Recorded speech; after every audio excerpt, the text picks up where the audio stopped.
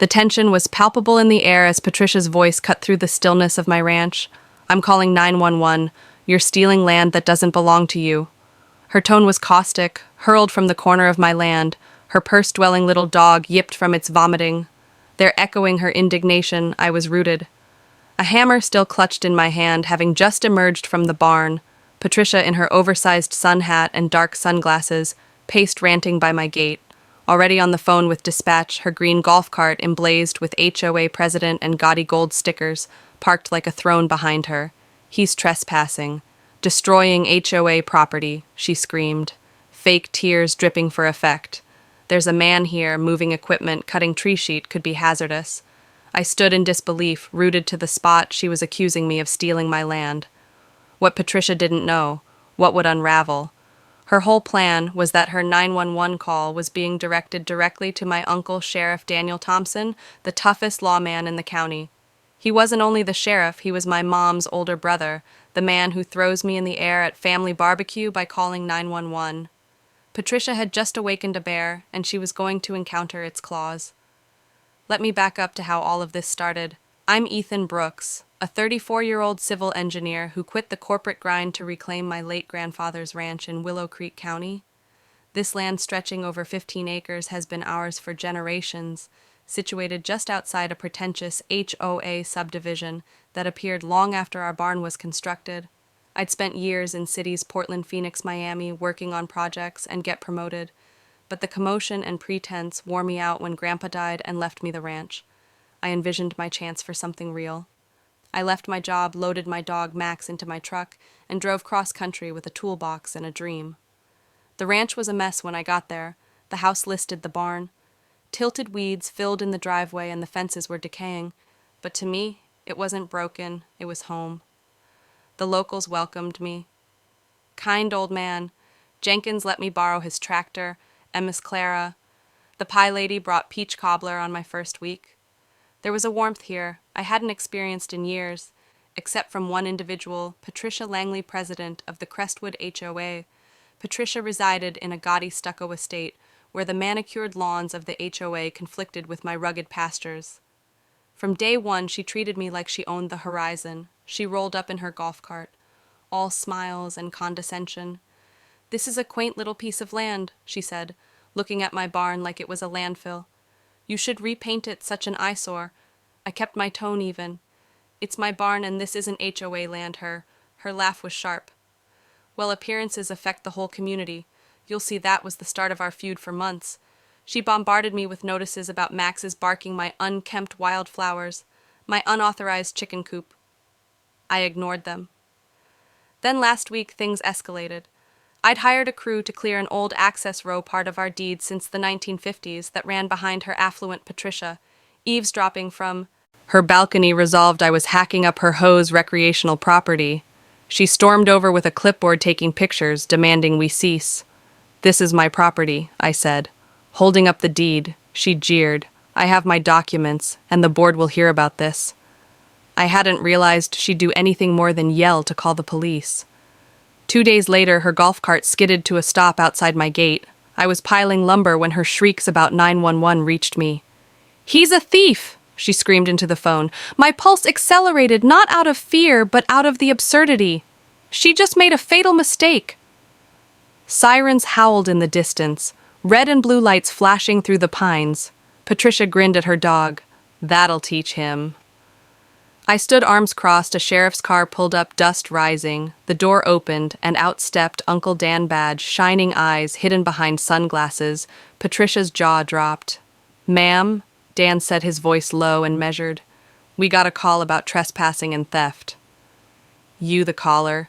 Patricia stuttered, then regained, "Yes, Sheriff. That man," she pointed, a finger at me, "is clearing HOA land without permits. I want him gone." Dan looked over at me, then strode past her to the barn. He slapped my shoulder. "Morning, Ethan, trouble again." I smiled. "Looks like I'm a criminal now," he whispered. "Follow my..." Turned to Patricia, his face growing hardened. "Ma'am, have you any evidence this falls under HOA jurisdiction?"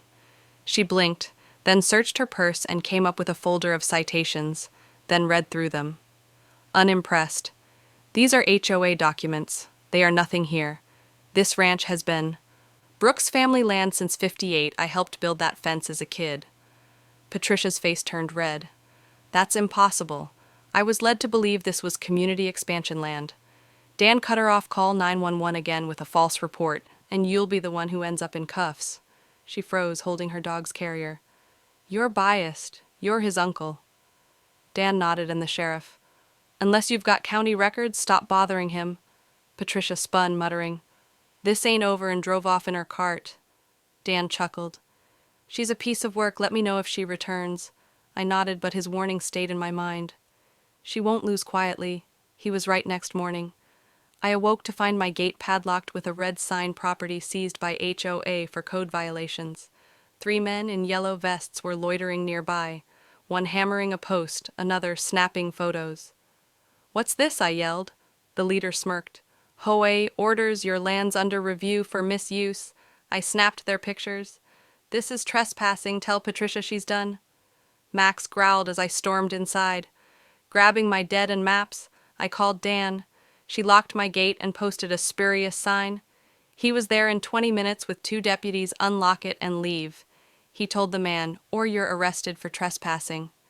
They scrambled, yanking down the sign. Dan turned to me. This ends with facts. I drove to the county zoning office meeting. Carol, a no-nonsense clerk. She rolled her eyes at Patricia's name. She thinks HOA is the CIA. My documents checked out. Me land was zoned agricultural outside HOA reach. Carol smiled. I'll get a cease and desist on Crestwood. I walked out with an official letter, feeling protected. But the following morning, I discovered my water line cut, water collecting in the ground. Max paced, growling. This was sabotage. I phoned Dan, who came with a crime tech. They dusted for fingerprints, bagged evidence. Patricia wouldn't get her hands dirty, Dan said. But she's the one behind this. I put motion cameras, floodlights, and a new gate lock that evening. An email came. Crestwood HOA disciplinary hearing. It required my presence for infractions warranting fines. The attached PDF contained a forged seal. I laughed, but terror set in. Patricia was concocting something more. The hearing was Saturday at Crestwood's clubhouse, a spotless brick facility with a fountain. I dressed smart, button-down khakis in hand. My deed zoning documents, Carol's letter, and a flash drive of camera footage within. Patricia sat at a long table, white blazer, crisp, flanked by 6 board members. Mr. Brooks, she purred, we didn't expect you. I sat down my folder. I'm here to end this. She recited my crimes: trespassing, property damage, community distress. A projector displayed Dr. Drone pictures of my dangerous barn. I waited, then spread out my proof. Eid zoning map, Candace, this I said. Plugging in the flash drive is what Patricia's done. Footage played her men posting the phony sign, a figure cutting my water line, another with a gas can outside my barn. The room fell silent. Patricia palled. That's not me, she snapped. I pointed at her. You've harassed me, vandalized my property, and lied. I'm working with the sheriff. Me. Uncle gasps. Erupted. A board member stammered. You're not under our jurisdiction. Another glared at Patricia. Why are we here? I leaned in. If this continues, my lawyer files for trespassing, damage, and defamation. The board voted to dismiss the case. Patricia sat defeated. As they left at the door, she spit. You'll be sorry. I smiled. You made a fool of yourself. Relief was short-lived the next morning. Tire track mutilated my lawn, a box on my porch containing a dead hen. Red paint seeping with a note run. While you can, Max snarled. I called Dan, who showed up with deputies bagging the evidence. This is criminal intimidation, he said at the county office. Carol took me to view a $5 million resort proposal by Langley Properties, in need of my land for access. If you don't sell it, dies, she said. I emailed Dan the files. She's after profit. He opened an investigation. I added infrared cameras and trail cams at 2:41 a.m. Max's barking woke me. A figure with a gas and stood by the barn. I called Dan, grabbed my flashlight and legal pistol. We crept toward the barn. Gasoline stench heavy. Dan shouted, "Drop it." The man, young and haggarded, froze with lighter in hand. I was just frightening him. Patricia paid me. Dan cuffed him as cruisers arrived. She offered a large check to get him to leave. The man made a confession. Patricia got arrested for conspiracy, arson, harassment, and fraud. Her mugshot made the papers her empire falling apart. The county suspended. Crestwood's HOA neighbors rallied, sharing their own HOA nightmare stories. We created a landowners alliance with Dan and Carol. Counseling, I rebuilt fences, fields, and new coop max, and I watched sunsets on the porch peas, settling in. Patricia tried to bully me off my property, not knowing my uncle was the sheriff. Where are you reading from? Share your city and any HOA nightmares below. Let's see how far this fight travels.